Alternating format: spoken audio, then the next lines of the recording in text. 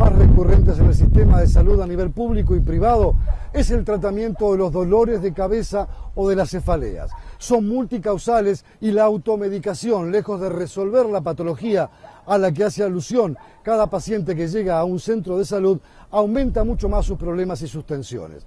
Pero también los problemas ocasionados por los accidentes cerebrovasculares son la segunda causa de mortandad entre la población uruguaya.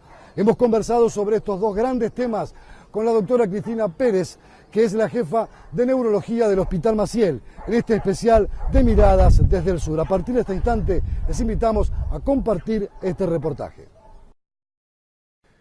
Doctora Cristina Pérez, muchas gracias por recibirnos aquí en el Hospital Maciel, un hospital histórico. Usted nos decía, aquí se fundó de alguna manera la medicina en el Uruguay.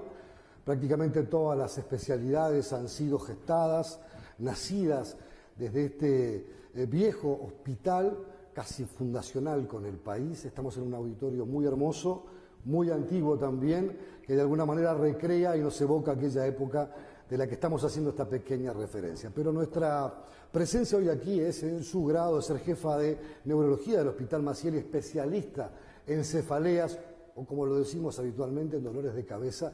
Queremos saber un poco cómo es que se gesta esa realidad, por qué los uruguayos consumen mucha medicación de manera voluntaria, propia, sin consulta médica, para combatir este fenómeno de los dolores de cabeza que son multicausales y tienen distintas naturalezas según el tipo de patologías a las que queremos atender. De repente son muchas preguntas en una misma, pero para comenzar, ¿qué pasa con los dolores de cabeza y esta automedicación que los uruguayos hacen para combatir esos fuertes dolores?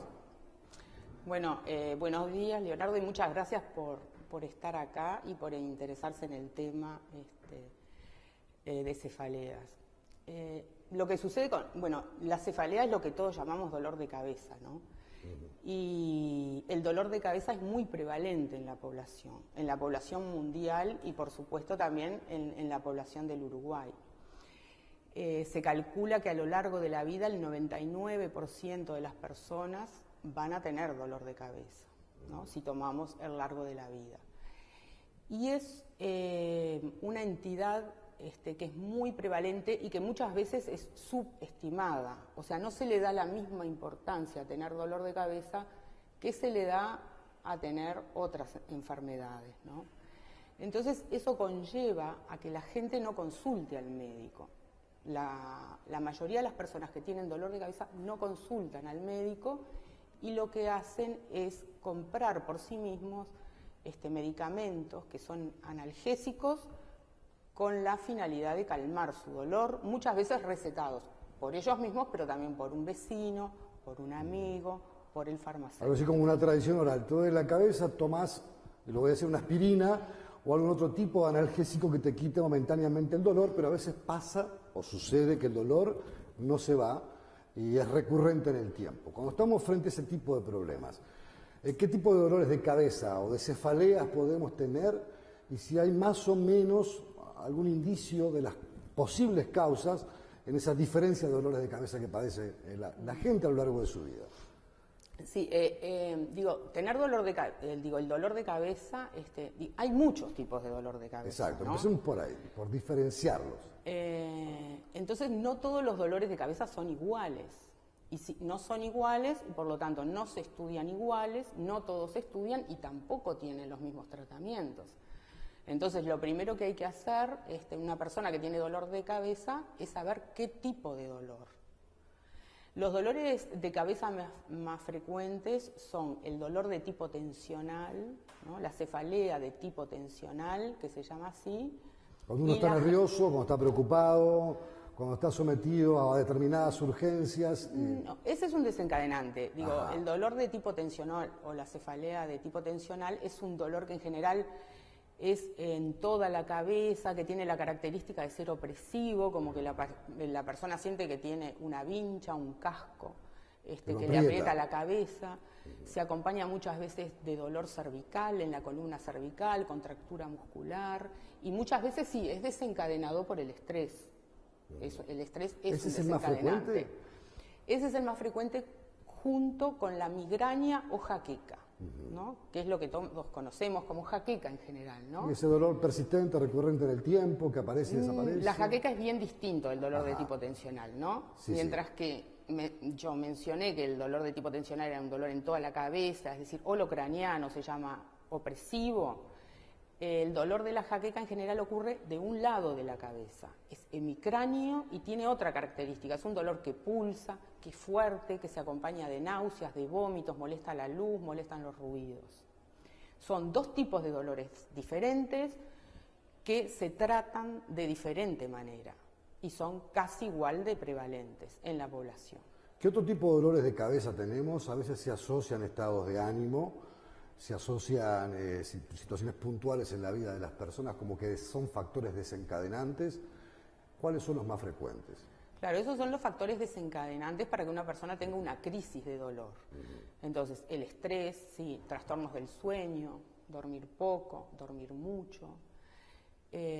Algunos alimentos, en el caso de la migraña, pueden desencadenar la crisis de dolor. Eso es algo que muchas veces se ignora. La alimentación puede tener entonces un factor Puede ser un factor desencadenante el dolor. Por ejemplo, los cítricos, chocolate,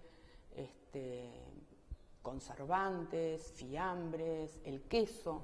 ¿Comidos en exceso o en pocas cantidades es igual? No, a veces es independiente de la cantidad. El alcohol puede ser otro desencadenante del dolor, la menstruación, algunos medicamentos. O sea que hay muchos elementos que pueden desencadenar una crisis y es bueno interrogar a los pacientes cuando vienen con dolor porque a veces suprimiendo el desencadenante evitamos la crisis. Y se evita la medicación. Y se evita la medicación. Normalmente uno sabe que cuando alguien tiene ese tipo de dolores va a la farmacia y compra desde un analgésico simple, como una aspirina, un Mejoral, a comprar algún otro tipo de medicamento más pesado. Por ejemplo, para dormir, me refiero a un Valium, a otro tipo de cosas que a veces incluso se la puede suministrar hasta un familiar que está tomando ese tipo de medicación, ya prescripta por un médico para tratar una patología definida, y sin embargo las personas van y lo asumen, o una Ceprax, por razones de tensión nerviosa. ¿Qué pasa con ese tipo de cosas?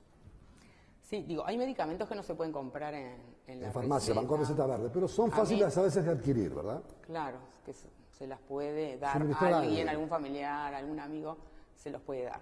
Bueno, acá nosotros con la automedicación, tenemos un problema porque hay muchas personas que sufren de dolor de cabeza crónico, ¿no? Dolor de cabeza crónico es tener dolor de cabeza casi todos los días, ¿no? Y se define así, tener 15 o más días de dolor de cabeza durante por lo menos 3 meses. Eso es lo que llamamos cefalea crónica y hay muchos uruguayos que están en esta situación. Ahora, el problema es que la causa de tener dolor de cabeza casi todos los días, o sea, la causa más frecuente de tener dolor de cabeza todos los días, ¿cuál es? Es tomar muchos analgésicos para el dolor. Y esos analgésicos pueden ser desde analgésicos simples a analgésicos un poco más complejos o preparaciones que contienen más de un tipo de analgésico. Un psicofármaco, por ejemplo, puede también incluirse en eso. Los analgésicos simples, y no me gusta decir nombres comerciales, ¿no? Pero como el ácido acetilsalicílico, la dipirona, el ibuprofeno y analgésicos más potentes también. Y generalmente la gente recurre a eso como un factor, es decir, sáquenme de este problema, quiero un auxilio ya, y eso debe traer aparejado contraindicaciones, pero de esas contraindicaciones hablamos después de la pausa. Muy bien.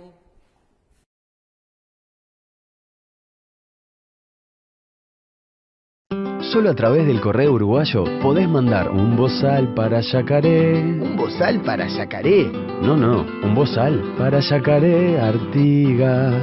Ah. El correo uruguayo llega hasta donde quieras.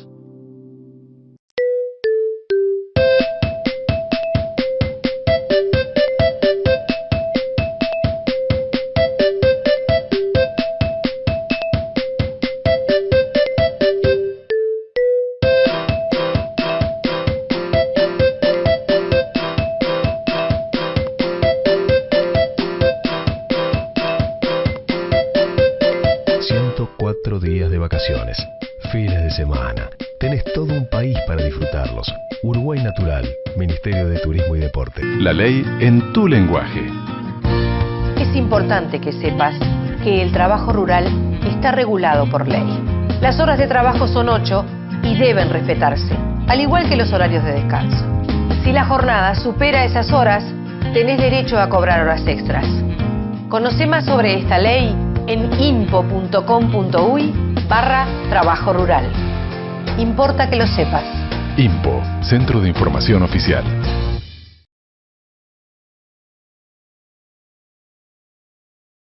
Estamos conversando con la doctora Cristina Pérez, jefa de neurología del Hospital Maciel, especialista además en cefaleas, en dolores de cabeza, para entenderlo rápido y concretamente, y le preguntaba por los efectos de la automedicación. La gente tiene un problema, recurre a un medicamento, que lo compra, a un analgésico simple o a otro que alguien le suministra, que puede ser de mayor potencia y que puede tener contraindicaciones o efectos secundarios. ¿Estamos en presencia de eso en el Uruguay? ¿Es un fenómeno cotidiano? ¿Y cuál es el grado de impacto que eso tiene en la salud de cada individuo?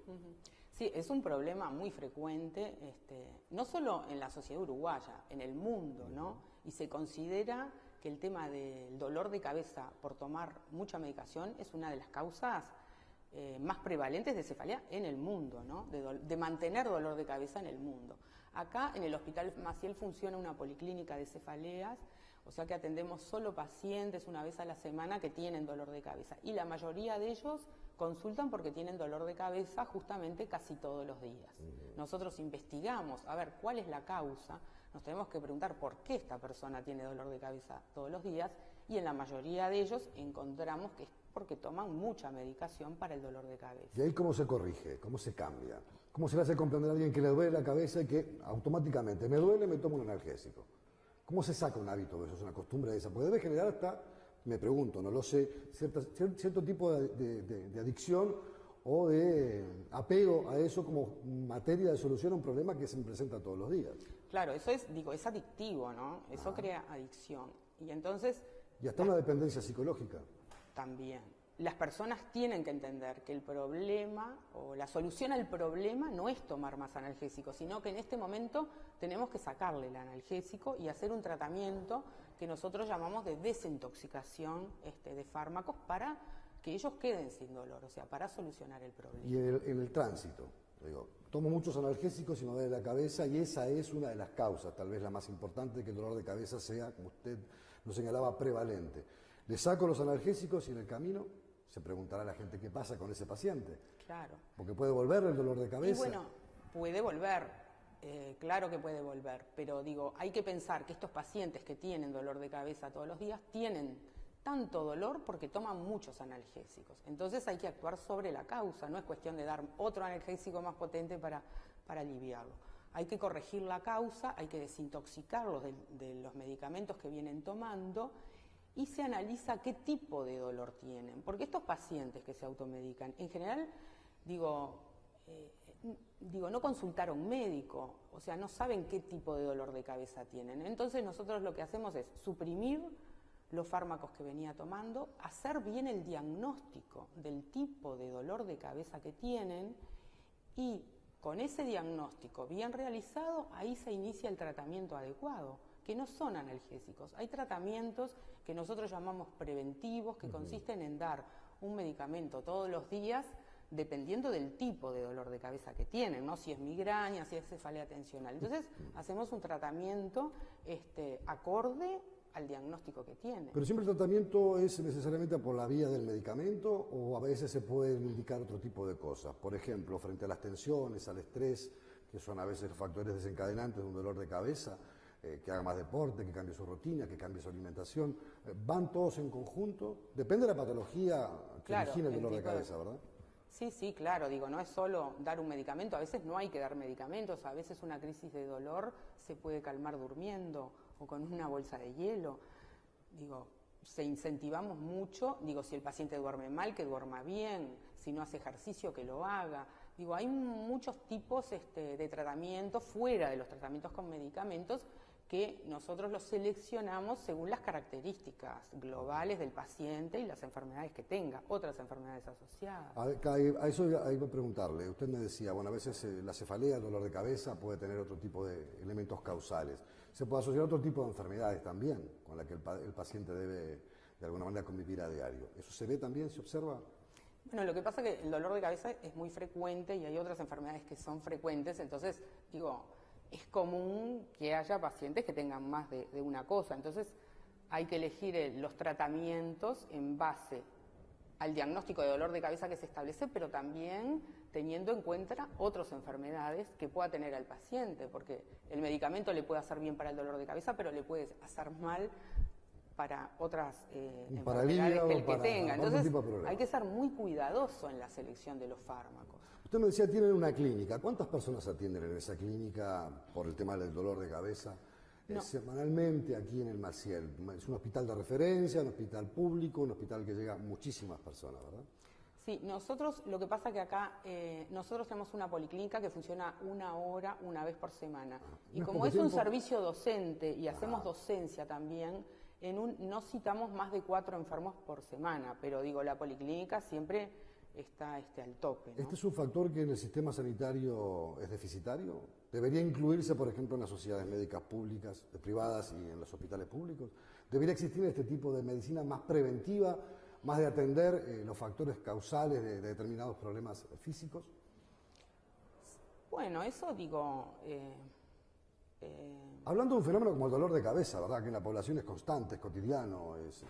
Digo, hemos estado trabajando en esto hemos dado cursos, hemos ido al interior, charlas acerca de esto, de lo que es el dolor de cabeza, la automedicación, y ahora en estos años uno tiene la sensación de como que el tema se incorporó mucho más en los médicos en general y también en los usuarios, y como que hay mayor conocimiento. Pero hacer esta especie de clínicas especializadas o este tipo de atención especializados para este tipo de patología, como existe, por ejemplo, un cirujano, como existe el otorrinolaringólogo, hacer clínicas específicas o dar un servicio específico sobre esto, ¿no sería conveniente? Bueno, sería una buena idea, pero no es necesario, digo, en el sistema de salud que tenemos, porque digo, la cefalea lo manejan los neurólogos en general, y no es necesario, me parece, tener una policlínica específica en otros centros. Sería bueno, pero digo, no es necesario, estrictamente necesario. ¿Cómo desestimulamos a que la gente no tome la vía rápida de decir me duele la cabeza, que alguien me dé un medicamento, no importa cuál sea ni el efecto que tenga? Porque de repente ese es el mensaje con el que queremos llegar a la gente, a las personas concretas. Me duele la cabeza y me compro una aspirina o me dan un medicamento que tal vez me haga efecto temporalmente, pero después me genera una adicción y me multiplica el problema. ¿Cómo hacemos para llegar a eso? Bueno, yo creo que hay que advertir a la población, ¿no? Por supuesto que no, digo, hay personas que tienen un dolor de cabeza cada 5 meses o una vez al año. Digo, en esos casos no es necesario consultar al médico, pero hay personas que tienen dolor de cabeza más seguido, ¿no? Que tienen todos los meses, varias crisis. Bueno, entonces lo que hay que hacer es acudir al médico para que se le haga un correcto diagnóstico del tipo de dolor y hacer un tratamiento apropiado. El médico además debe enseñarle al paciente el no usar o no abusar de los medicamentos para el dolor. ¿Este es un fenómeno que se ve en toda la medicina? El hecho de la automedicación, porque a veces se ve que la gente consume medicamentos que tienen fácil acceso y eso puede complejizar mucho más el tratamiento de enfermedades. Se ve, digo, en algunas patologías en especial. En el dolor de cabeza es una de ellas porque, como mencioné al principio, las personas subestiman, ¿no?, el hecho de tener dolor de cabeza. También se ve en la gente que tiene dolores articulares, dolores de columna, dolores musculares, que se automedican. No así en otras enfermedades, me parece que no es tan claro la relación. Quiero preguntarle para después de la pausa, ¿qué pasa con eso que llamamos los infartos de cerebro? Los infartos que provocan incluso severas lesiones para quien lo padece.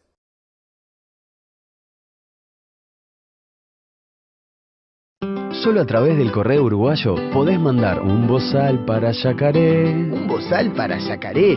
No, un bozal para Yacaré Artigas. Ah. El correo uruguayo llega hasta donde quieras.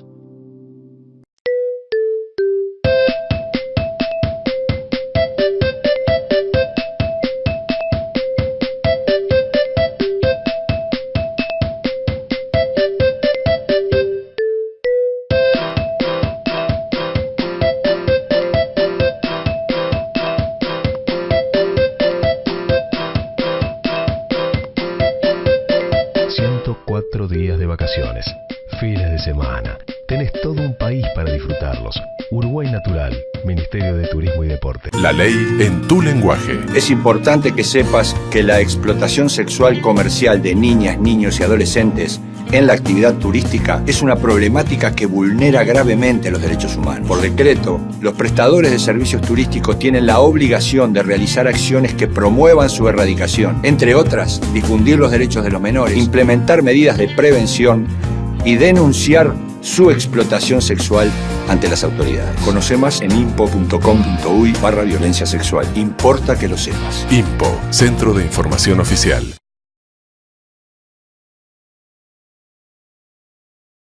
Estamos hablando con la doctora Cristina Pérez, jefa de neurología del Hospital Maciel, especialista en dolores de cabeza, en cefaleas. Yo me he dejado plantear una pregunta antes de la pausa, pero volviendo un poquito hacia atrás, preguntarle qué se considera tomar muchos medicamentos. ¿Qué es eso? ¿Cómo es? ¿Cómo se cuantifica? ¿Quién toma realmente muchos medicamentos?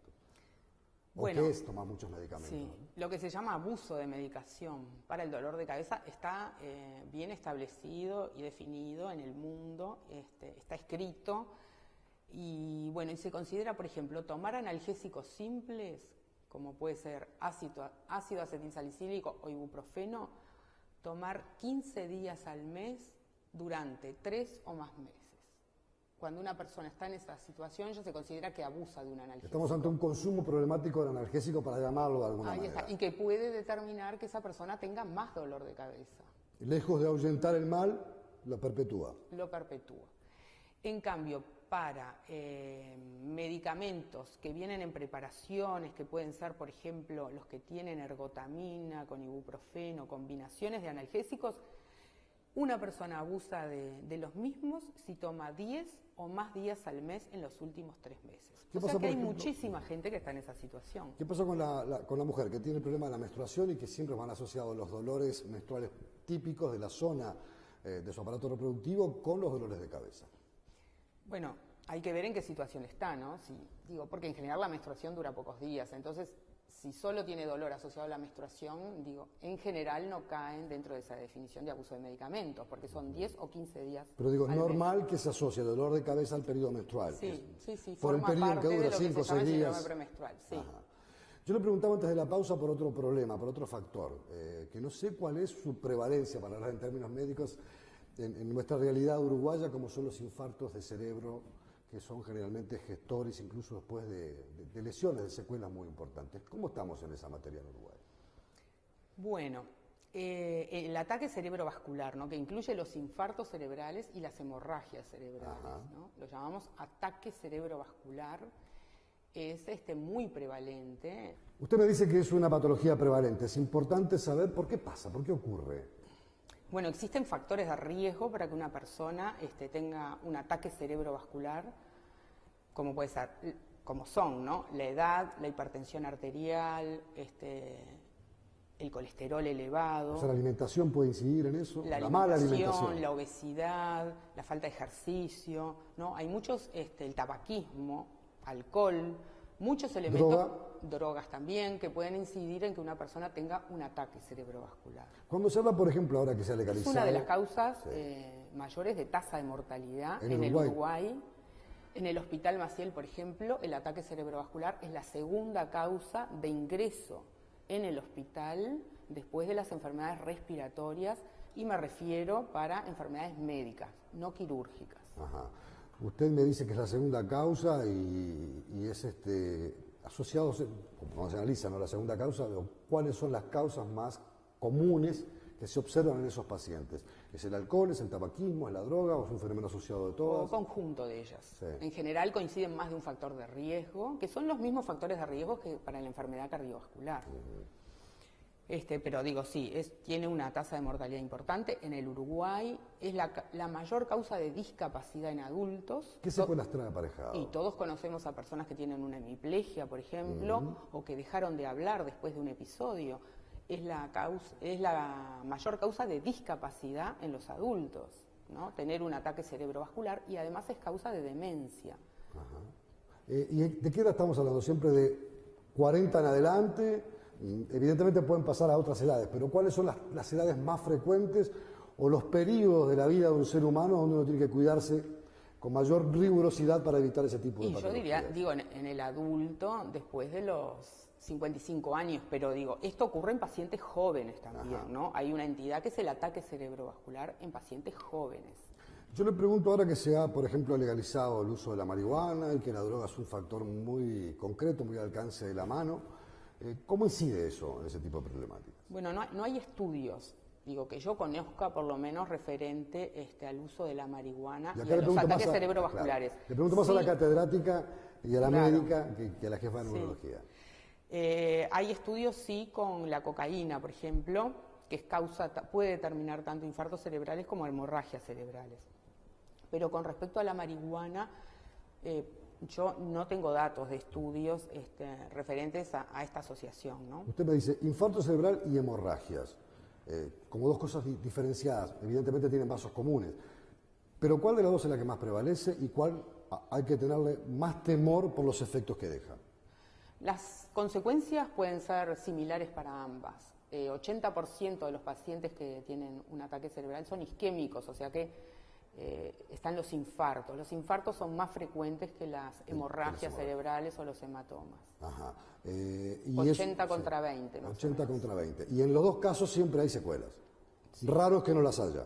Puede haber secuelas, sí. Lo más frecuente en es que las ambos, haya. Sí. Y de un paciente que llega con ese tipo de problemas, usted me dice que la tasa de mortandad es muy alta.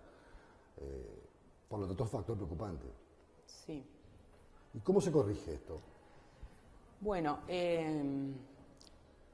hay un tratamiento específico para los pacientes que hacen un infarto cerebral, que es un tratamiento que debe ser administrado en las primeras horas después de instalados los síntomas, ¿no? Es un medicamento especial que se administra por vía intravenosa, pero que tiene que ser administrado antes de las 3 horas de iniciados los síntomas. Y el objetivo del tratamiento, ¿cuál es?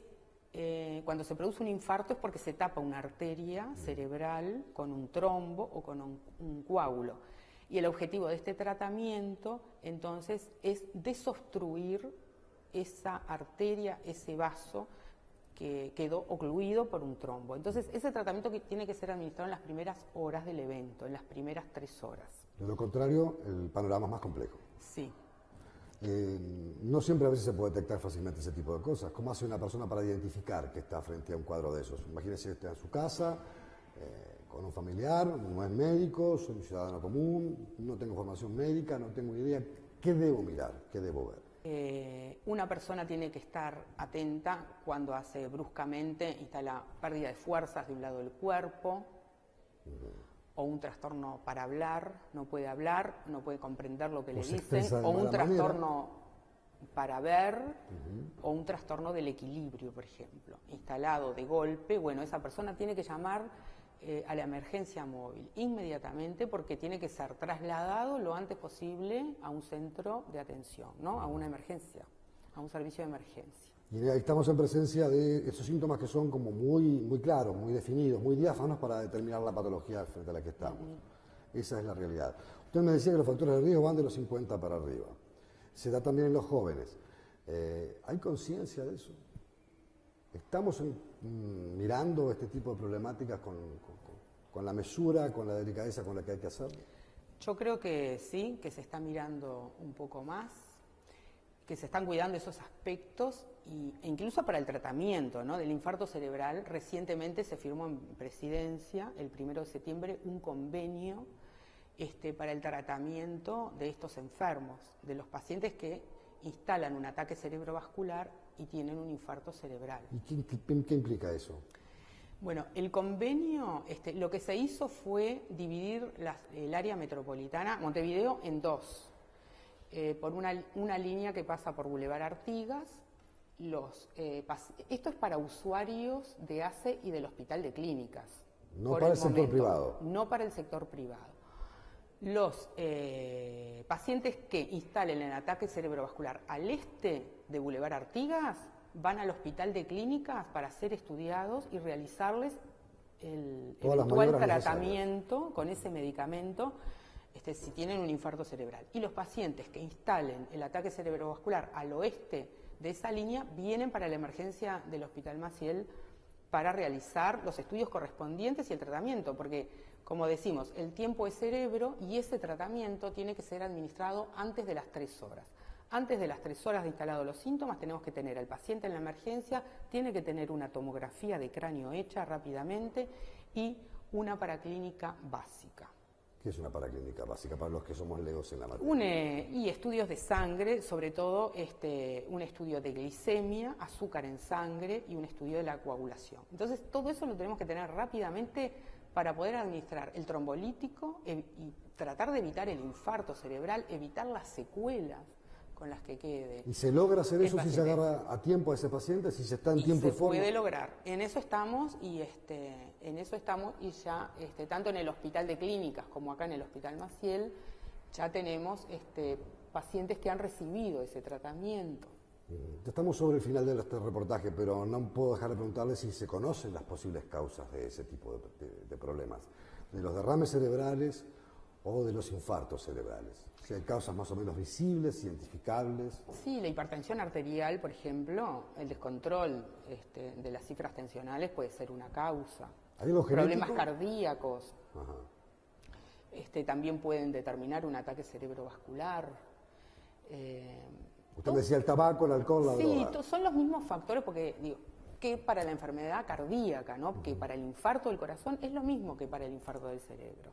Doctora Cristina Pérez, ha sido un verdadero gusto, un placer conversar con usted porque nos ha podido ilustrar sobre estos fenómenos de los dolores de cabeza, de la automedicación y sus efectos, los accidentes cerebrovasculares, como usted bien nos señalaba y nos indicaba, para poder conocer cómo se dan estas patologías, cómo tratarlas y cómo la población debe observar con más cuidado lo que hace con su vida cotidiana cuando se enfrenta a un problema y no consulta a un médico. Gracias por recibirme. Muchas gracias a ustedes por el interés. Amigos, hasta aquí este reportaje especial de Mirada desde el Sur con la doctora Cristina Pérez, jefa de neurología del Hospital Maciel, y creíamos que por la importancia de estos temas que están instalados en nuestra vida cotidiana, era importante conocer con la óptica de una especialista cómo analizarlos, cómo evaluarlos y qué caminos de solución le podemos encontrar.